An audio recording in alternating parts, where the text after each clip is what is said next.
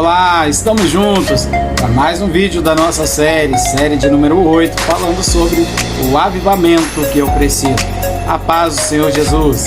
Minha oração é para que o Senhor nos dê sabedoria, força, saúde, que o Senhor Jesus possa fazer jorrar em nós e através de nós uma vida abundante. Amém? Lembrando aí que nós estamos abordando este tema, o avivamento que eu preciso, dentro de uma perspectiva social e histórica. Sendo assim, falar de avivamento, nós sempre vamos falar de mudança de mente, mudança de caráter. Nós sempre vamos abordar que avivamento é Deus voltando-se para o seu povo, é o seu povo voltando-se para Deus, é o homem reconhecendo o seu estado de calamidade espiritual e Deus perdoando os seus pecados. Todas as vezes que nós reconhecemos nosso estado miserável diante de Deus, Deus nos visitará trazendo salvação. Ou seja, avivamento é perdão de pecados, avivamento é o homem reconhecer o seu estado diante de Deus, avivamento é mudança de vida. Glória a Deus. Deus trará, irmãos, neste tempo, eu creio nisso, uma grande transformação, um grande avivamento para o seu povo e nos fará entender que muitas pessoas irão aceitar a Cristo antes da vinda do Senhor Jesus. O Senhor trará para o seu povo muitos que estavam longe, sua família que ainda não é salva, o seu esposo que ainda não é liberto, a sua esposa que ainda não serve ao Senhor junto contigo. Os seus filhos serão alcançados em nome do Senhor Jesus por esta palavra, por este tempo de pregação, durante a ministração da dispensação da graça. Você alcançará o favor do Senhor através da sua palavra. Mas nós precisamos entender que avivamento é Deus visitando o seu povo e é o homem ao mesmo tempo voltando-se também para Deus. Amém? Baseado nisso, eu quero ler com você duas passagens bíblicas. A primeira que está no livro de Josué, capítulo de número 6, versículo de número 16 até o verso de número 19. Convidar você a abrir a sua Bíblia também, e será uma forma de você anotar aquilo que nós dissemos aqui, e ao mesmo tempo também você poderá fazer aí os seus resumos, as suas sínteses para as suas mensagens, as suas pregações. Dessa forma, nós estaremos somando conhecimento para aplicar no reino do Senhor. Amém? Vamos ler a palavra do Senhor, que diz assim, Josué capítulo 6, versículo de número 16 e até o verso de número 19. Sucedeu que, tocando os sacerdotes a 7ª vez as buzinas, disse Josué ao povo: gritai, porque o Senhor vos tem dado a cidade. Porque a cidade será anátema ao Senhor, ela e tudo quanto houver nela. Somente a prostituta Raabe viverá, ela e todos os que com ela estiverem em casa, porquanto escondeu os mensageiros que enviamos.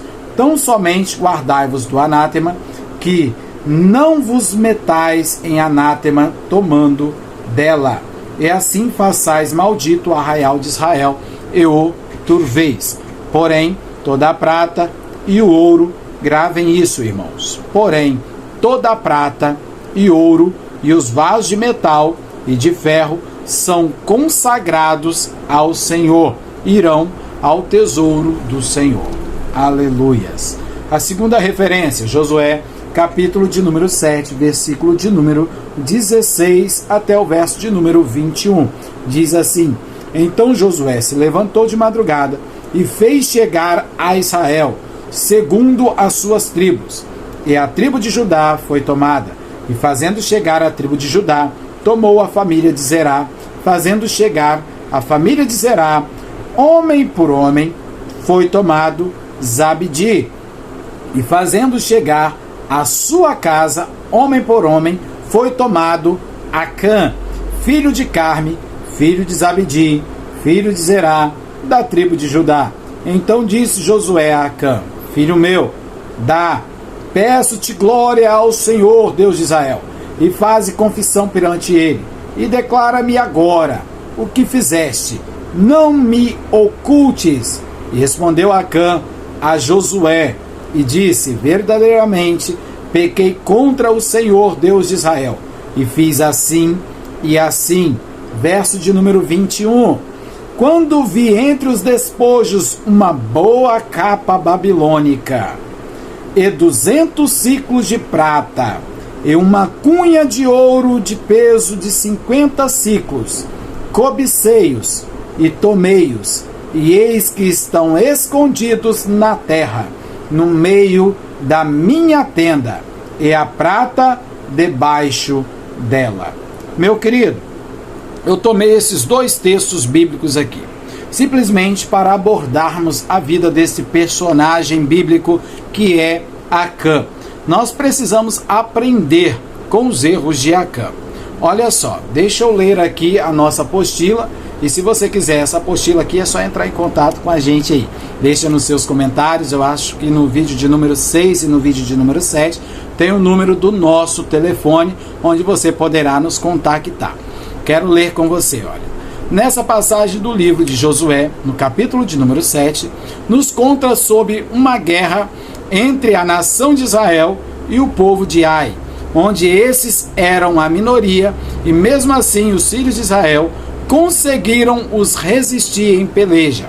Isso porque o homem da nação de Israel, da tribo de Judá, da família de Zerá, filho de Zabdi, da casa de Carme, havia cometido anátema ao Senhor. Não quero tratar acerca dos objetos que foram tomados por Acã, uma capa babilônica, prata, ouro, mas mostrar que se uma família, como membros do corpo de Cristo, passa por uma adversidade, toda a igreja tende a sofrer junto a ela. O pecado era só de Acã, o problema era só com Acã, mas tomou proporção na família, na cidade, no estado, em toda a capital e, por fim, na nação. Notamos que Deus, ele é, irmão, justo, e ele é ordeiro em todas as coisas. Olha só o que eu escrevi aqui, olha. O Senhor chama a tribo. Que tribo era? A de Judá. Depois toma a família. Que família era? A de Zerá. E depois a casa. Essa casa era a casa de Carme, ou seja, o chefe dessa família era Zabdi. E por fim, o homem infrator, justamente Acã. O Senhor chama a tribo, depois a família e por fim a casa, então o homem infrator. Isso mostra que Deus dá tempo para o homem se arrepender. Deus poderia ter chamado diretamente Acã, mas o Senhor é longânimo. O Senhor, ele é bom, irmãos. O Senhor, ele é misericordioso. Por mais que nós podemos ver que essa história ela é narrada no Antigo Testamento, nós não temos aqui a manifestação direta do favor imerecido de Deus, que era a graça por intermédio de Cristo Jesus. Porque isso aqui, a manifestação da graça de Deus, é o sangue da nova aliança. Isso está lá no Novo Testamento. Mas nós vemos a bondade, a misericórdia de Deus. Deus, ele deu tempo para Acã. Deus, ele deu tempo ao homem para ele pensar sobre a sua atitude. A cidade de Ai era uma cidade que continha cerca de 12.000 habitantes. No capítulo de número 8 do livro de Josué, versículo de número 25, vai falar sobre isso. E Israel, ele tinha vindo exatamente de uma grande conquista contra Jericó. Só que Deus havia dito que era para o povo de Israel não tomar em Jericó exatamente esses quesitos aqui que nós dissemos aqui, olha.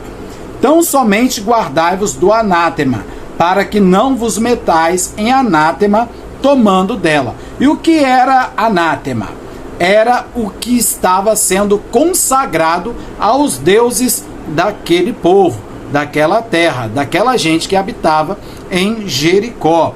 Então o Senhor disse assim: guardai-vos do anátema. Acã, ele cobiçou. Quando ele viu aquela linda capa babilônica, quando ele viu a possibilidade de tomar o ouro, de tomar a prata, ele assim o fez. Irmãos, mas Deus, ele é justo em todas as coisas.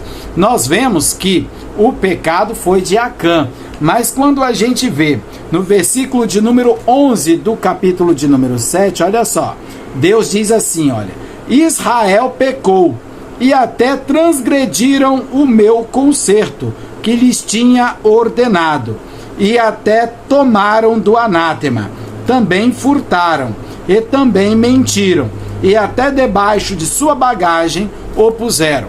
Peraí, se foi Acã quem tomou, por que Deus está falando com Josué que foi Israel quem pecou? Porque o pecado de um único homem, ele pode sim influenciar em toda a geração, em toda a sua família, em toda a sua cidade, em toda a sua nação. O comportamento de Acã levou Deus a ter que agir severamente com Israel. É isso mesmo. Israel perdeu uma guerra. Israel perdeu uma batalha por causa da atitude de Acã. Quando Israel saiu contra os homens de Ai, que era aproximadamente 12 mil pessoas, mas levando em consideração que poderia ter ali cerca de 3 a 4 mil homens que se colocavam em pé em combate, porque nós sabemos que a maioria do povo, irmãos, sempre foi mulheres e criança. Então, de 12 mil civis, podemos entender ali que 3 mil homens aproximadamente seriam aqueles que se colocariam em combate, em guerra diante de Israel. E lembrando que nem todo homem é homem de guerra.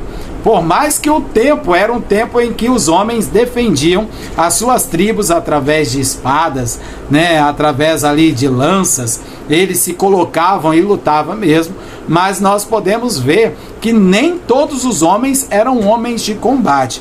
Quando os espias de Israel foram até a cidade de Ai, olharam e disseram assim: essa peleja já está ganha, essa guerra vai ser mamão com açúcar. Vamos ganhar. Ó Josué, não precisa levantar todo o povo. Manda simplesmente uns 2 mil, uns 3 mil homens, será o suficiente.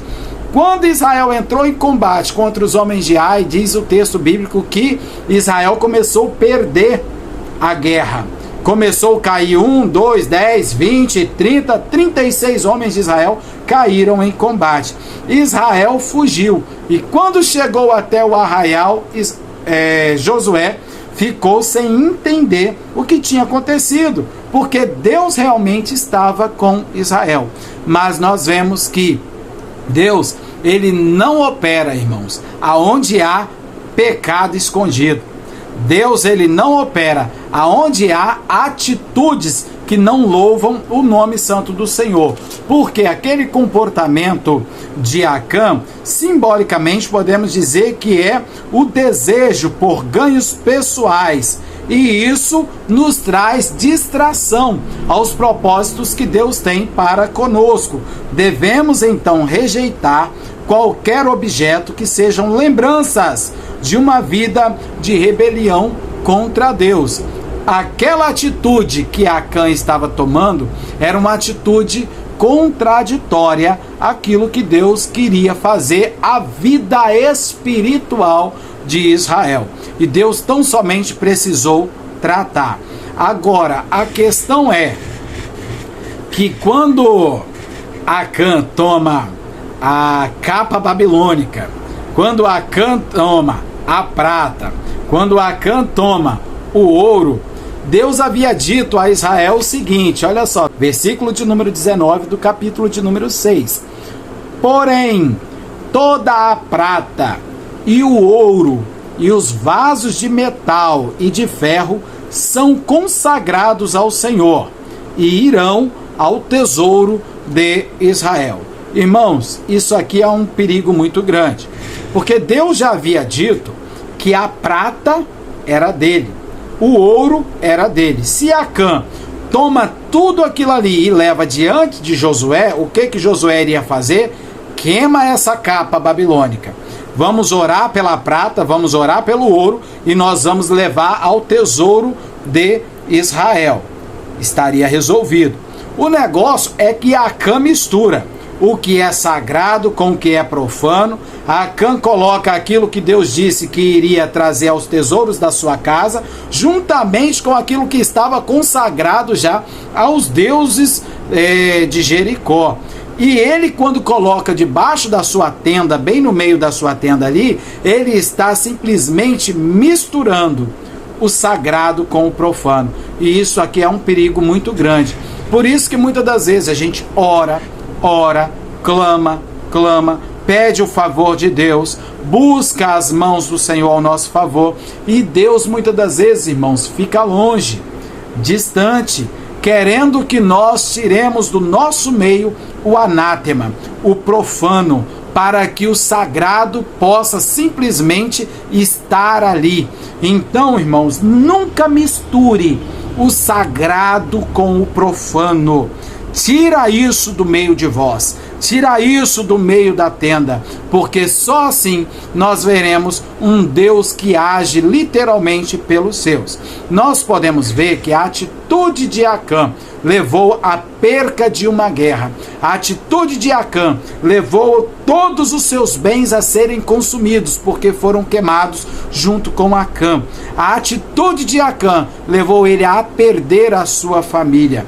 Nunca permita que as suas atitudes venham lhe trazer percas irreparáveis. Não estou falando aqui de pecado hereditário. Não. A palavra do Senhor, ela abomina esse tipo de coisa. É tanto que em Israel havia um dito, em Jeremias, capítulo de número 31, versículo de número 29 até o verso de número 34, vai dizer assim, olha: nunca mais dirão, os pais comeram uvas verdes, mas foi os dentes dos filhos que embotaram. Em outra passagem de Ezequiel, capítulo de número 18, versículo de número 20 ao versículo de número 23, está dizendo assim: a alma que pecar, essa morrerá. E Jesus, ele faz menção a isso. Quando Jesus, ele está passando em determinado lugar, ele chega até um cego. Em João, capítulo de número 9, versículo de número 1 até o verso de número 3, relata sobre isso. E os discípulos falam com Jesus assim: quem pecou para que este nascesse assim?